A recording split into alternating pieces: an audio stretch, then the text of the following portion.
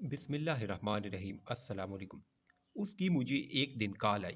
سلام کے بعد اس نے مجھے بولنے کا موقع دیے بغیر شروع کر دیا۔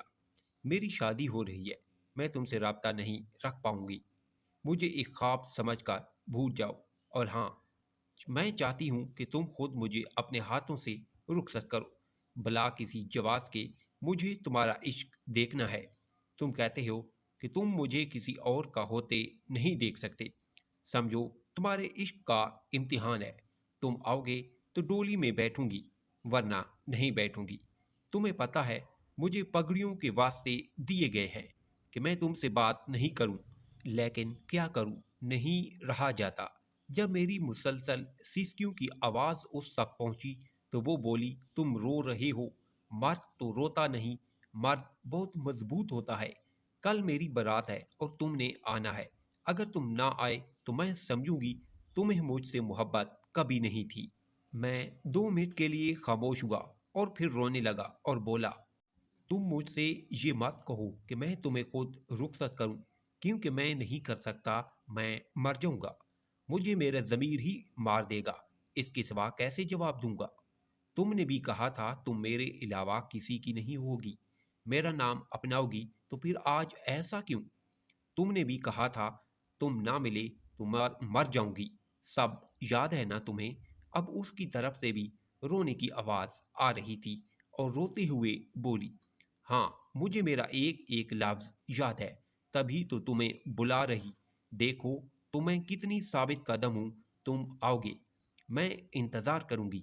اگلے دن میں بوجھے منہ سے تیار ہوا اور اس کے گھر کی طرف روانہ ہو گیا، اور وہ نہ چاہتے ہوئے بھی اس کی شادی میں پہنچ گیا۔ آخر عشق ہے، تڑپ تو ہوتی ہے، اس میں میری آنکھیں مسلسل اس کو ڈھونڈ رہی تھیں۔ میں دلہن کے کمرے میں جا پہنچا اور اس کو دیکھ کر اپنے آنسوؤں کو روکتے ہوئے بولا، ماشاءاللہ بہت خوبصورت لگ رہی ہو۔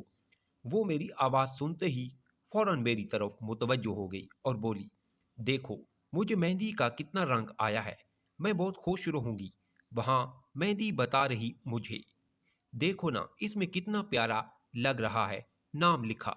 پتا میں بہت خوش ہوں، میری خواہش تم نے آ کر پوری کر دی۔ خوش ہونا کسے کہتی ہو تم خود سے لڑ رہی ہو، تم میرے بغیر خوش نہیں رہ سکتی، لیکن میں خوش ہوں، مجھے محبت سے زیادہ باپ کی پگڑی عزیز ہے۔ میں مر جاؤں گا یار، پلیز ایسی باتیں مت کرو، کوئی نہیں مرتا کسی کے لیے۔ اس کو پتا تھا میں نے مر جانا ہے، لیکن وہ میرا ضبط دیکھ رہی تھی۔ سنو، آ تو گئے ہو، جب نکاح ہو تو میرے قریب رہنا تاکہ تم میری اقرار سن سکو۔ اس کی اندر کی رگیں بے جان ہو چکی تھیں، وہ رونا چاہ رہی تھی مگر آنسو نہیں آ رہے تھے، وہ مسکرانا چاہتی تو لب ہی نہیں ہلتے تھے، کیونکہ مجھ سے کہہ چکی تھی کہ وہ خوش ہے، مگر میں اس کو دیکھ رہا تھا۔ اے عشق، جی بھر کے آزما مجھے، لیکن یاد رکھ میری موت سے مر تو بھی جائے گا۔ میں یہ کہہ کر چلا گیا۔ اب میرے قتل یعنی نکاح کا وقت ہوا۔ آپ کا نکاح فلاں ولد فلاں سے کیا جاتا ہے، آپ کو قبول ہے؟ مولوی صاحب اس سے پوچھ رہے تھے۔ میں بالکل اس کی بائیں طرف کھڑا تھا۔ جی قبول ہے۔ اس کی آواز میں لڑکھڑاہٹ محسوس کی جا رہی تھی، لیکن وہ جواب دے رہی تھی، کیا آپ کو قبول ہے؟ مولوی صاحب نے پھر پوچھا، قبول ہے؟ اس نے کہا۔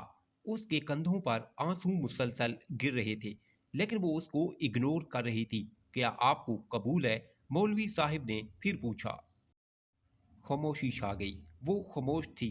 مسلسل خاموشی پا کر اس کی ماں نے اسے جھنجھوڑا اور وہ صوفے پر بیٹھی رہی، مگر اس کا وجود زمین کی طرف گر گیا۔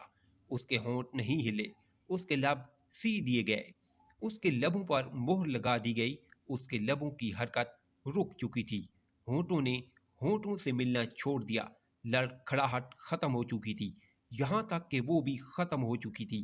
اس طرح میرا قتل کر کے مجھے محبت کے قبرستان میں دفنا دیا گیا۔ کہانی پسند آئی ہے تو چینل کو سبسکرائب ضرور کریں۔